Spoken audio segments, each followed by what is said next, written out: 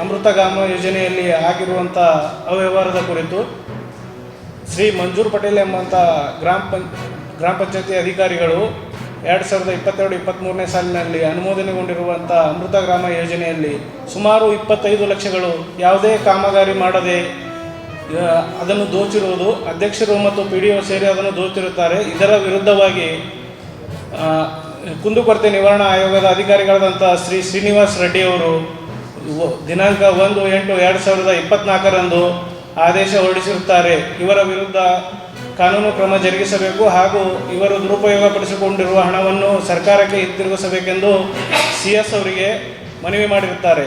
ಆದರೆ CS ಅವರು ಇವರ ವಿರುದ್ಧ ಕ್ರಮ ತೆಗೆದುಕೊಳ್ಳದೆ ಇದಕ್ಕೆ ಇಲಾಖೆ ವಿಚಾರಣೆ ಎಂದು ಸೃಷ್ಟಿ ಮಾಡಿ ಅದು ಕಾಲಹರಣ ಮಾಡುವಂಥ ಪ್ರಯತ್ನವನ್ನು ಮಾಡುತ್ತಿದ್ದಾರೆ.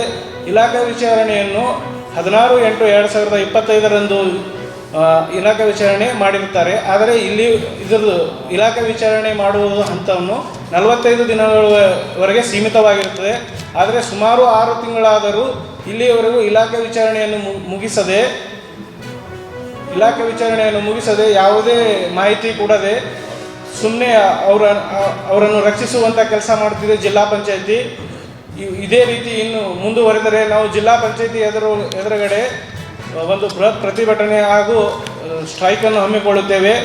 ಒಂದು ವಾರದೊಳಗೆ ನಮಗೆ ಯಾವುದೇ ಮಾಹಿತಿ ದೊರಕದಿದ್ದರೆ ನಾವು ಜಿಲ್ಲಾ ಪಂಚಾಯತಿ ಎದುರುಗಡೆ ವಿವಿಧ ಉದ್ದೇಶಗಳ ಕುರಿತು ಹಾಗೂ ಈ ಅವ್ಯವಹಾರದ ಕುರಿತು ಸ್ಟ್ರೈಕ್ ಮಾಡುತ್ತೇವೆ ಎಂದು ಈ ಮಾಧ್ಯಮದ ಮುಖಾಂತರ ನಾವು ತಿಳಿಸುತ್ತೇನೆ.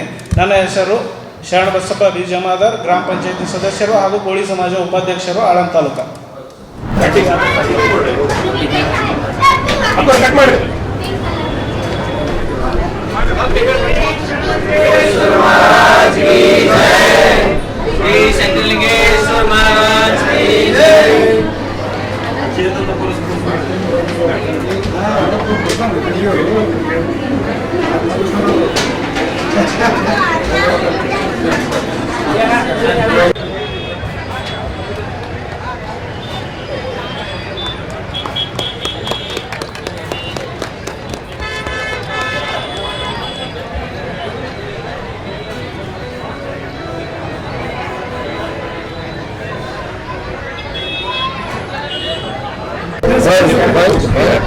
ಬಹಳ ವಿಶೇಷವಾಗಿರ್ತಕ್ಕಂಥ ಜಸ್ಟ್ ಕೇಕ್ ಅಂಥೇಳಿ ಕಣ್ಣಿ ಗ್ರಾಮದ ಮಾಲೀಕರು ಇದನ್ನು ಇವತ್ತು ಹನುಮಂತರವರು ಬೇರೆ ಎಲ್ಲ ಸೇರಿ ಇವತ್ತು ಇದರ ಉದ್ಘಾಟನೆಯನ್ನು ಪರಮ ಪೂಜ್ಯ ಸಿಣಿಗೇರಿ ಅಪ್ಪ ಅವರ ಕೈಯಿಂದ ಮಾಡಿಸಿದ್ದಾರೆ.